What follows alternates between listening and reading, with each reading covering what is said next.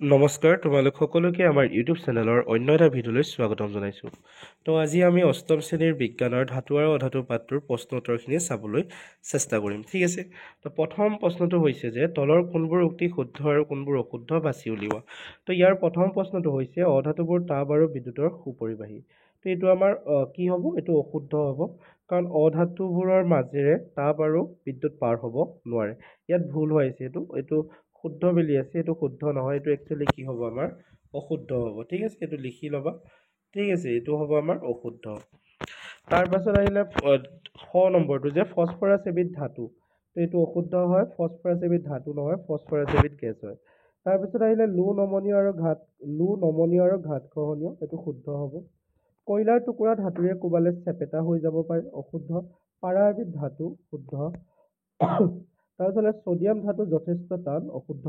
Sodium ধাতু একেবাৰে কি হয়? কোমল হয়, গতিকে ইয়াত টান কৈছে, অশুদ্ধ হ'ব।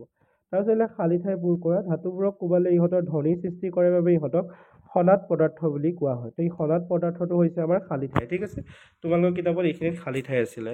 তাৰপিছত আহিলে খ নম্বৰটো যে ধাতুৱে পানীৰ লগত বিক্ৰিয়া কৰি হাইড্ৰক্সাইড আৰু হাইড্ৰজেন গেছ উৎপন্ন কৰে। তো ধাতুৱে পানীৰ লগত বিক্ৰিয়া কৰি কি উৎপন্ন কৰে? হাইড্ৰক্সাইড আৰু হাইড্ৰজেন গেছ উৎপন্ন কৰে। তাৰপিছত আহিলে জিংক লোডকৈ অধিক কি হয়? সক্ৰিয়। খালী ঠাইখিনিত কি হ'ব তোমালোকৰ? অধিক। তাৰপৰা ঘ নম্বৰটোত আছে কোঠালী উষ্ণতাত জলীয় অৱস্থাত পোৱা একমাত্ৰ ধাতুটোৰ নাম হ'ল পাৰা। খালী স্থানত হ'ব পাৰা। তাৰপিছত আহিলে আমাৰ 3 নম্বৰ কাৰণ দেখুওৱা, ছডিয়াম আৰু পটেছিয়ামক কিয় কেৰাচিন তেলত ডুবাই ৰখা হয়? এইবোৰ প্ৰশ্ন তোমালোকে দশম শ্ৰেণীতো পাবাগৈ। তো ছডিয়াম আৰু পটেছিয়াম খুবেই সক্ৰিয় হয়, সক্ৰিয় ধাতু। ই বায়ু আৰু পানীৰ সৈতে তীব্ৰ বিক্ৰিয়া কৰে আৰু বিক্ৰিয়াৰ ফলত অধিক তাপ উৎপন্ন হয়, এইবাবে ইহঁতক কেৰাচিন তেলত ডুবাই ৰাখে। ইয়াক বুলি লিখিলেও হ'ব, এইটো ঠিক কৰি ল'বা। ঠিক আছে, ইয়াক বা ইহঁতক যি কৰা। তাৰপিছত আহিলে খ নম্বৰ, খাদ্য সামগ্ৰী মেৰিয়াবলৈ এলুমিনিয়াম পাত ব্যৱহাৰ কৰা হয় কিয়? তো এলুমিনিয়াম এটা নমনীয় আৰু ঘাত খহনীয় ধাতু। ইয়াক পাতলকৈ কোবাই পাতৰ ৰূপত তৈয়াৰ কৰিব পাৰি। এই পাতত খাদ্য মেৰিয়ালে সেইবোৰ দীঘলীয়া সময় গৰম হৈ থাকে। তো সেইবাবে কি কৰা হয়? এলুমিনিয়াম পাতত খাদ্যবোৰ মেৰিয়াই ৰখা হয়। তাৰপিছত গ নম্বৰ, তামে জিংকক ইয়াৰ লৱণ দ্ৰৱৰ পৰা অপসাৰিত কৰিব নোৱাৰে কিয়?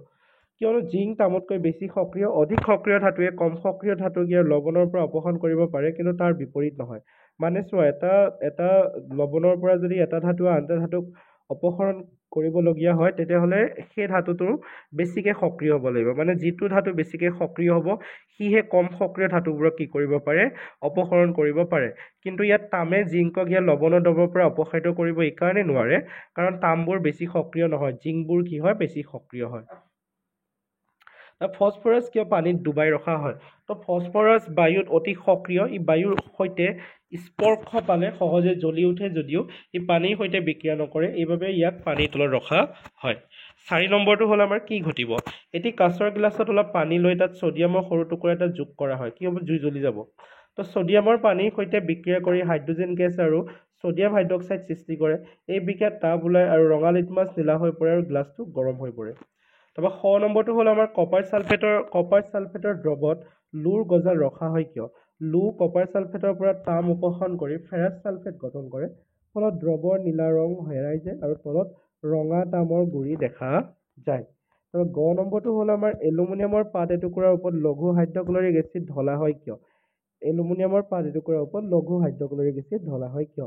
এই বিক্ৰিয়াত হাইড্ৰজেন গেছ ওলায় আৰু জুই শলা কাঠি লৈ দিলে পপ শব্দ শুনা যায়, যি গেছৰ উপস্থিতিৰ প্ৰমাণ পোৱা যায়। ঘ নম্বৰটো হ'ল আমাৰ কপাৰ ছালফেটৰ দ্ৰৱত জিংকৰ টুকুৰা ৰখা হয় কিয়? তো জিংক হৈছে অধিক সক্ৰিয় ধাতু। কপাৰ ছালফেটৰ পৰা তাম উপশম কৰে, তাৰ ফলত জিংক ছালফেট উৎপন্ন হয় আৰু তলত ৰঙা তামৰ গুৰি জমা হয়। তাৰপৰা 5 নম্বৰত আহিলে এ লগত বি মিলাব লাগে, অক্সিজেন এইবোৰ মিলোৱাই হৈ আছে, তোমালোকে এইটো চাই ল'বা। ঠিক আছে, ডাইৰেক্ট এনচাৰটোৱে দিয়া হৈ আছে, প্ৰশ্ন দিয়া হৈ থকা নাই। অক্সিজেন হৈছে ৰকতেৰ ইন্ধন, ৰূপ হৈছে অলংকাৰ, লো হৈছে যন্ত্ৰপাতি, নাইট্ৰজেন এনেকৈ দিয়া আছে, চাই ল'বা। তাৰপৰা 6 নম্বৰটো হ'ল ধাতুসমূহক জোৰকৈ পিটিলে ইহঁত একোচতা পাতলৈ পৰিৱৰ্তিত হয়, এই ধৰ্মটোক কি বুলি কোৱা হয়? তো এই ধৰ্মটোক কি বুলি কোৱা হয়? ঘাত খহনীয়তা বুলি কোৱা হয়।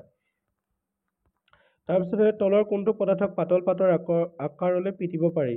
তো ইয়াৰ শুদ্ধ উত্তৰটো হ'ব এলুমিনিয়াম। অপশ্যন কি আছিলে? গন্ধক, এলুমিনিয়াম, ফচফৰাছ, নাইট্ৰজেন।